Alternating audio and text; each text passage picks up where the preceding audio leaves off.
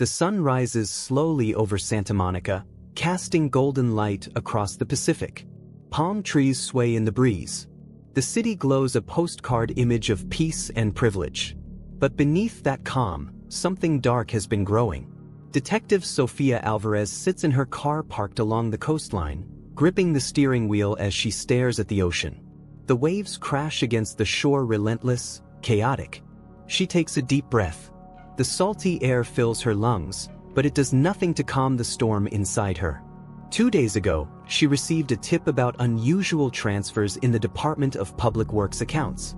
Small amounts, almost invisible, but patterns emerged. Inside the Santa Monica Police Department bullpen, Alvarez spreads documents across her desk. Spreadsheets, bank statements, invoices. Her eyes scan each line, each transaction, searching for the discrepancy that will unravel everything. Her partner, Detective Marcus Cole, leans against her desk with crossed arms. "Sophia, you've been at this for hours. Step outside. Get some air." "I can't." She doesn't look up. "Look at this Pacific Solutions. The transfers go through multiple accounts. The payee names keep changing. Someone's deliberately hiding something." Cole studies the numbers over her shoulder. Classic misdirection. Someone inside the system knows we're watching. The bigger question is who? Alvarez circles a name on the document. James Graves. Mid-level contractor. Unblemished record. But I remember him from a bribery probe 3 years ago. His charm was disarming. The bigger the smile, the darker the secret. Detective Rees taught me that. A beat of silence. They exchange knowing looks. "Let's pay Mr. Graves a visit." They arrive at Graves' sleek downtown office with its floor-to-ceiling windows overlooking the city. James Graves greets them with a flawless smile. "Detectives, what brings you here?" "We're looking into financial discrepancies linked to Pacific Solutions. Your name comes up repeatedly. Can you explain?" Graves' smile falters just slightly. His hands tremble, almost imperceptibly. "I don't know what you mean. My contracts are legitimate. You can verify with my accountant." Alvarez notices the subtle tremor, the brief flicker in his eyes. Something isn't right. "We will." As they leave, Cole glances back at Graves, who watches them through the window. He's scared. But scared people make mistakes. That night, in the surveillance room at headquarters, Alvarez and Cole review security footage from Pacific Solutions offices. A man delivers envelopes late at night, bypassing reception as though he belongs there. Alvarez freezes the frame. She recognizes the gate. "That's someone from City Hall." "You sure?" "I've seen that walk 100 times. We need to trace those council connections." Cole taps his laptop, pulling up city council voting records. Every major transfer aligns with council decisions. "It's coordinated, Sophia.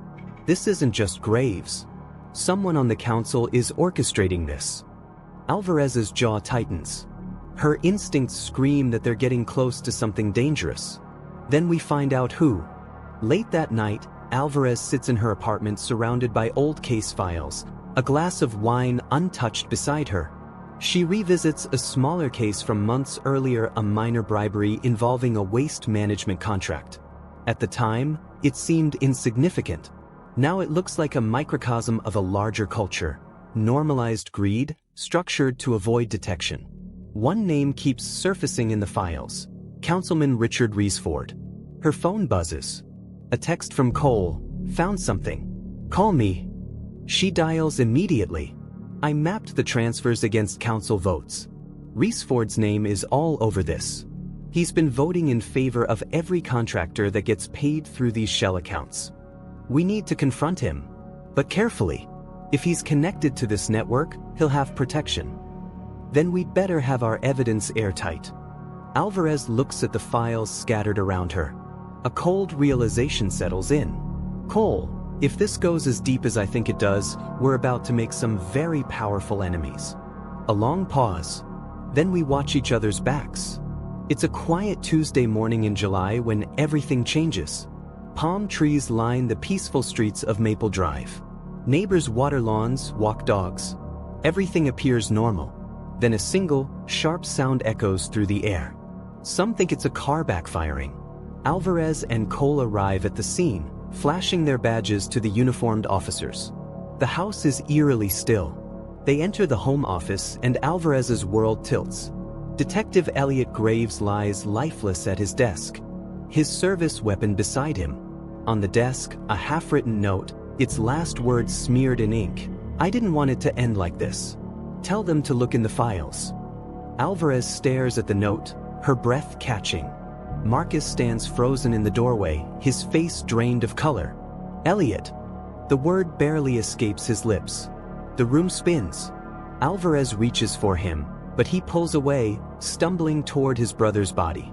"Marcus, don't touch anything. We need to." "That's my brother, Sofia." Silence. Heavy. Suffocating. Alvarez kneels beside the desk, studying the scene with professional detachment masking her own grief. She and Elliot had worked together before Marcus transferred in. He was family. Something's wrong. She examines the gun, no fingerprints. The bullet trajectory is off. 2 coffee mugs sit on the desk, even though Elliot lived alone. This wasn't suicide. What? No prints on the weapon. The angle's wrong. And this note? I've seen Elliot's handwriting 1,000 times. This feels staged. Marcus stares at the note, his jaw clenched. Then who? Before he can finish, Deputy Chief Richard Cole enters the room with 2 internal affairs officers. He's polished, charismatic, the department's public face. "Detectives. Tragic situation. We'll be taking over from here." Alvarez stands, blocking his path to the desk. "Sir, with respect, we were first on scene. We should continue. This is a sensitive matter. Officer involved. IA will handle it. I'm sure you understand." He places a hand on Marcus's shoulder, a gesture that seems comforting but feels wrong. "Marcus, take some time. Grieve your brother. We'll find answers." Marcus says nothing. He looks at Alvarez, a silent plea in his eyes. As they're escorted out, Alvarez glances back at the note. "Tell them to look in the files." Later that day, Alvarez sits at her desk in stunned silence. Marcus paces behind her, barely holding it together. "Elliot called me the night before. He said if anything happened to him, I shouldn't trust anyone in uniform until I saw what was in his files." "What files?" "I don't know. He wouldn't say over the phone. He just kept saying, 'Look in the files. It's all there.'" Alvarez pulls up Elliot's case records on her computer. Access denied. They've sealed everything. Already? She tries another route: archived cases, digital backups.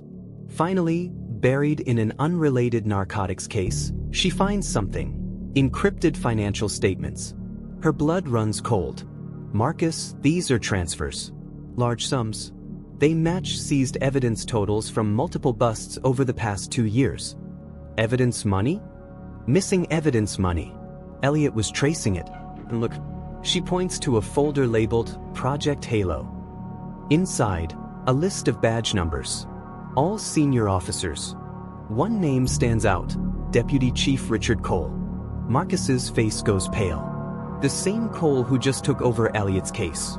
The same Cole connected to Councilman Reesford. The pieces click into place. The corruption isn't just financial, it's institutional. And Elliot Graves found proof. They killed him. We don't have proof yet. But if we're right, we're next. That night, Alvarez and Marcus sit parked in a dark lot, reviewing everything they've uncovered. Financial trails, council votes, sealed evidence, and now a dead detective who knew too much. "We can't go to IA. They'll bury it. We need someone outside the department. Someone who can't be touched." She pulls out her phone. Daniel Rees. He's a journalist. Covered one of Elliot's cases years ago. If anyone can help us, it's him. They meet Daniel Rees at a coffee shop the next day. The grizzled journalist listens skeptically as they lay out the evidence. Financial statements, Project Halo, the connection between Deputy Chief Cole and Councilman Reesford. "You're telling me the Deputy Chief is laundering seized evidence money through city contractors? And Elliot found proof. That's why they killed him." They? Oh, maybe others. We don't know how deep this goes. Reese leans back, processing. You realize what you're asking me to do? If I publish this and you're wrong, my career is over. If you're right, yours is. Elliot died trying to expose this. We owe him. Reese studies her for a long moment, then nods. All right, but I need more. Hard evidence. Recordings. Witnesses. Something concrete. Alvarez pulls out a flash drive. Elliot left this. It's labeled July 2nd peer meeting. In Ree's office that night, they watch the grainy footage. Near the Santa Monica Pier, Deputy Chief Cole meets with a man, Victor Dorsey, a known cartel middleman. They shake hands. A briefcase exchanges. Marcus slams his fist on the desk. That son of a bitch. This is it. This is proof Cole is working with the cartel, laundering money through city contracts and pocketing the difference. We need more. One video won't be enough. We need witnesses. I might know someone. In a dark parking garage, Alvarez and Marcus meet Tanya Briggs, a forensics analyst who glances around nervously. You didn't hear this from me. We won't use your name unless we have to. The ballistics from Elliot Graves seen they were tampered with. The bullet that killed him didn't come from his weapon. It came from a department-issued Glock. Someone staged the suicide. Alvarez and Marcus exchange looks. Can you prove it? Tanya hands them a folder. Chain of custody logs. Altered. Witness statements revised. Someone went back and rewrote the whole scene. And it all points back to Cole's office. Thank you. Be careful. People who cross Cole don't last long. She disappears into the shadows. The next day, Alvarez arrives at headquarters to find her access revoked. Her badge suspended. Captain Harris stands waiting, looking weary. Detective Alvarez. You're being placed on administrative leave pending an investigation into protocol violations. What violations? Unauthorized access to sealed case files. Conducting an unsanctioned investigation. Elliot Graves was murdered. You know it. I know it. Harris lowers his voice. Drop it, Sophia. You're playing with fire. Then I guess I'll burn. She storms out. That night, Reese works late in his apartment, compiling the story. Alvarez and Marcus review the final draft. It's damning Cole, Reese Ford, the entire network exposed. Once this publishes, there's no going back. Good. Suddenly, the lights go out. What the? A shadow moves. The door crashes open. Two masked men storm in. Alvarez draws her weapon. Police! Get down! Chaos erupts. Gunfire. Reese dives behind his desk. Marcus tackles one intruder. Alvarez fires once, twice. One attacker drops. The other flees. Silence. Everyone okay? Reese is shaken. They came for the story. Alvarez checks the fallen attacker dead. No ID. They're tying up loose ends. We need to move fast. With Ree's story ready and Tanya's evidence in hand, Alvarez and Marcus meet with the district attorney the next day. The case is airtight. This is enough for indictments. We'll move on Cole, Reese Ford, and everyone connected to Project Halo. When? Tonight. FBI agents and Santa Monica PD officers surround Deputy Chief Cole's home that evening. Alvarez and Marcus watch from a distance as agents storm inside. Minutes later, Cole emerges in handcuffs, his face a mask of fury. He sees Alvarez across the street. Their eyes lock. You have no idea what you've done, he shouts. Alvarez's voice is cold. Justice. 1 year later, Alvarez walks along the Santa Monica Pier at sunset, waves lapping beneath the wooden beams. The trials are over. Cole, 35 years. Reese Ford, 20. Dozens of officers arrested. She's now head of the city's new anti-corruption task force. Marcus stands beside her, staring at the ocean. Elliot would have liked this. He made it possible. She pulls a folded note from her pocket, the same words that haunted her since that day.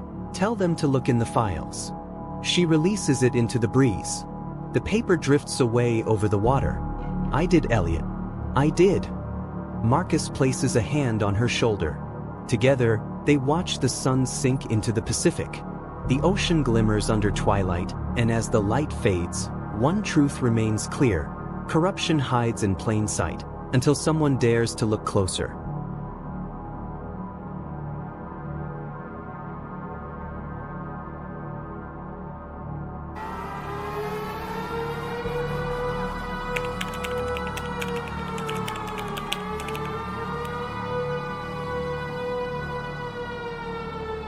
This is True Crime Moment, where real crime gives real chills.